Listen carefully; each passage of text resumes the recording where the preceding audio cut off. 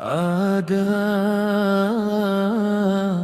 dan nilai nadi reformasi pendidikan.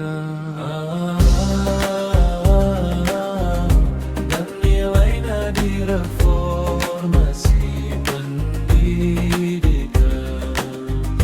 Bismillah langkah bermula, cahaya ilmu menyinar jiwa. Al-Quran jadi pedoman, membina insan beriman. Di sekolah kami belajar, bukan sekadar mengajar. Ilmu tinggi tanpa arah, adab hilang jadi lemah. Guru membimbing penuh hikmah, menanam nilai dalam jiwa. Akhlak indah jadi pakaian, membina generasi harapan. Dengan iman dan adab, kita bangkit penuh tekad. Adab dan nilai nadi reformasi pendidikan, membina jiwa bangsa berjaya. Al-Quran jadi cahaya, memimpin langkah ke syurga. Kesyurhat warisan mulia, mengikat hati penuh makna.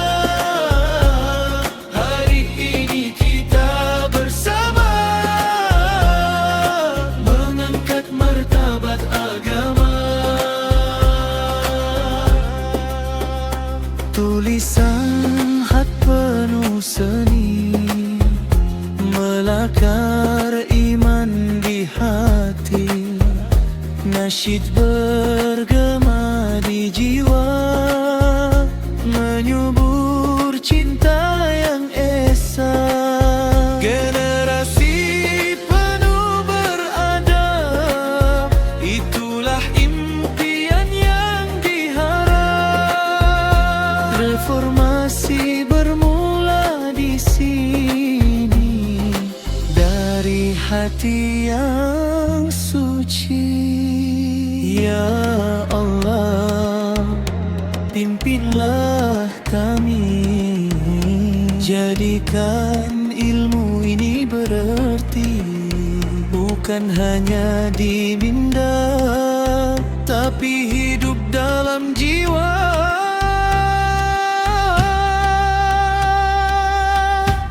Adab dan nilai nadi reformasi pendidikan, membina jiwa bangsa berjaya. Al-Quran jadi cahaya, memimpin langkah ke syurga. Nasyid khat warisan mulia, mengikat hati penuh makna. Hari ini kita bersama, mengangkat martabat agama. Dengan adab kita berdiri, dengan nilai kita dihormati. Al-Quran di hati selamanya, membina generasi mulia.